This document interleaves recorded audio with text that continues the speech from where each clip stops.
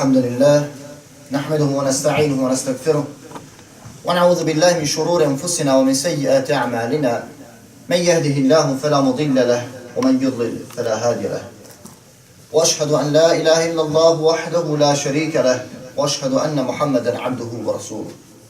قال الله تبارك وتعالى في كتابه الكريم: أعوذ بالله من الشيطان الرجيم، بسم الله الرحمن الرحيم. يا أيها الذين آمنوا اتقوا الله حق تقاته ولا تموتن إلا وأنتم مسلمون. أما بعد، فإن أصدق الحديث كتاب الله، وأحسن الهدي هدي محمد صلى الله عليه وسلم، والشر الأمور محدثاتها، وكل محدثة بدعة، وكل بدعة ضلالة، وكل ضلالة في النار. ألا إن أحسن الكلام وأبلغ النظام كلام الله الملك العزيز العلام، كما قال الله تبارك وتعالى في نظم القرآن: وإذا قرئ القرآن فاستمعوا له وانصتوا لعلكم ترحمون. بسم الله الرحمن الرحيم. إن الدين عند الله الإسلام. We thank the Almighty Allah, the Lord of the world. We send peace and blessing to our Prophet Muhammad, peace be upon him, his noble family, and his companions. Today, my dear brothers, I want to remind myself and all of you about doing good deeds and that and reward that come with it. Doing good deeds, my dear brothers, is vessel of salvation. And Allah subhanahu wa ta'ala loves those who do good deeds. And He mentioned this in Surah Al-Baqarah in 195th verse, where He says, "Asta'izu billah, ahsinu inna Allah yuhibbul muhsinin." Allah subhanahu wa ta'ala says, my dear brothers, do good. Indeed, Allah loves those who do good things, who do good deeds. From this verse, we see that there is no doubt that Allah subhanahu wa ta'ala loves benefactors. And the one whom Allah subhanahu wa ta'ala loves, he is also loved by the resident of the heavens and the earth.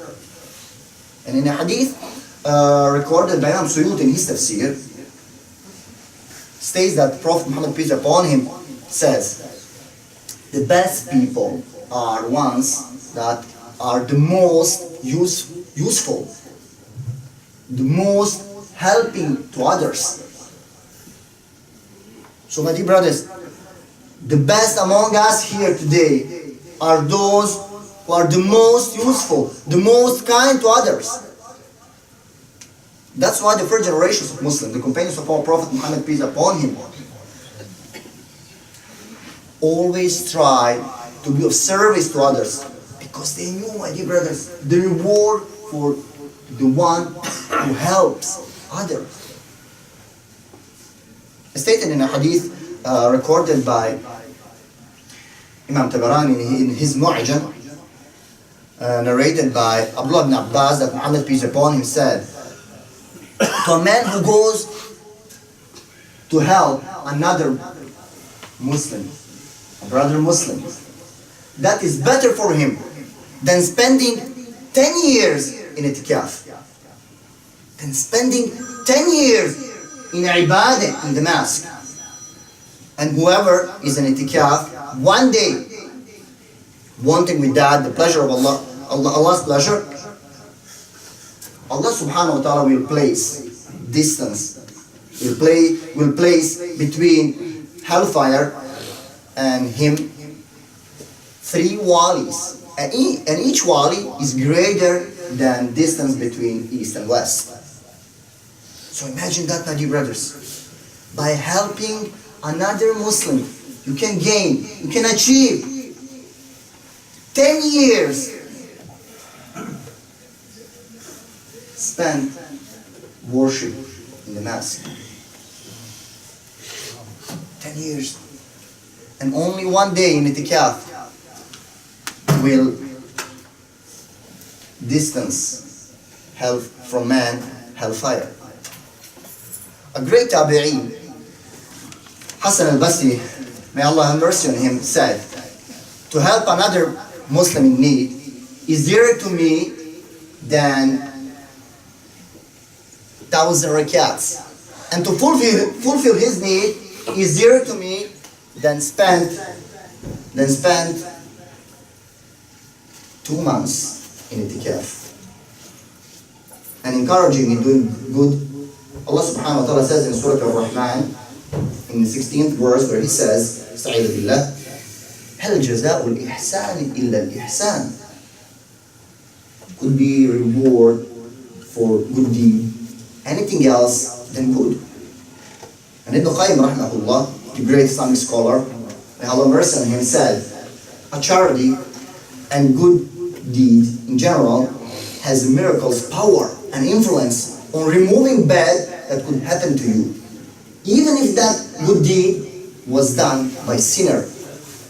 And this confirmed by narration recorded by Ibn Rajab in his Jummah Khutba and narrated by Ibn Muqtadir, that Muhammad peace upon him said, because of good that man does and his charity, Allah subhanahu wa ta'ala watches over his children, his grandchildren, his house in his neighborhood from everything bad and from misfortune.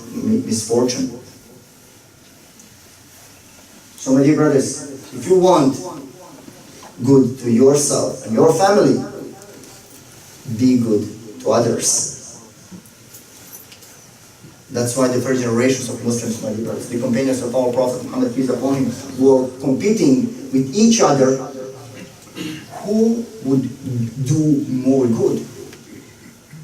A great example and a beautiful example of Abu Bakr, my dear brothers, which narrates Umar ibn Khattab when he says, I wanted to know why Abu Bakr achieved such a large, such a great degree of Iman. And I wanted to do everything that he has done. And I started to follow him in order to find out. While following him, I noticed that he, every morning after Salatul Fajr, he went into an old house. And after a while, he got out. So then I went there into the old house and found there an old blind lady. Blind old woman. And she told me that a man comes and cleans her house every day after Salatul Fajr. So after the death of the Prophet Muhammad peace be upon him, when Abu Bakr became Khalifa of Muslims, I thought that because of his obligation, all the obligation he now had, he will not be able to take care of that old lady.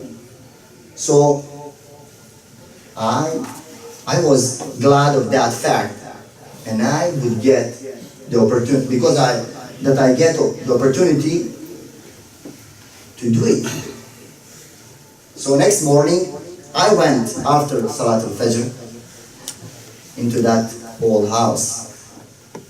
However, the house was clean already.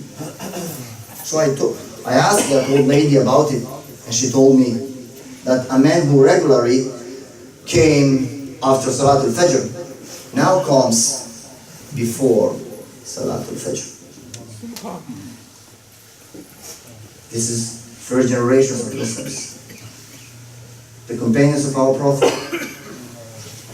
Companions, my dear brothers, were sincere in looking for Allah's law, and because of it, they were tireless on their paths. From these examples, my dear brothers, we see that charity and good deeds are the reason for Allah's law and prevent accidents and everything bad, and they are source of great rewards. But there is a great trap of shaitan in which many Muslims today have fallen into. Very often we hear Muslims say, I don't pray, but I'm a good person. I have good heart. I have pure soul. These words, my dear brothers, the key from hellfire, these words are so sad. Because no matter how many good deeds he does, and no matter how many people he helps, if he doesn't pray, he won't find any use of his good deeds and charity. That said, our Prophet Muhammad, peace upon him, in a hadith recorded by Imam Tabarani and narrated by Anas ibn Malik, that Muhammad, peace upon him, said, when you met Allah subhanahu wa ta'ala and you neglected salah, He will not pay attention to your salah, to your other deeds. So my dear brothers, embrace salah. Establish salah. Because without salah, we have failed. We are losers in the hereafter. And also, my dear brothers, since Ramadan is near, we should remember one thing.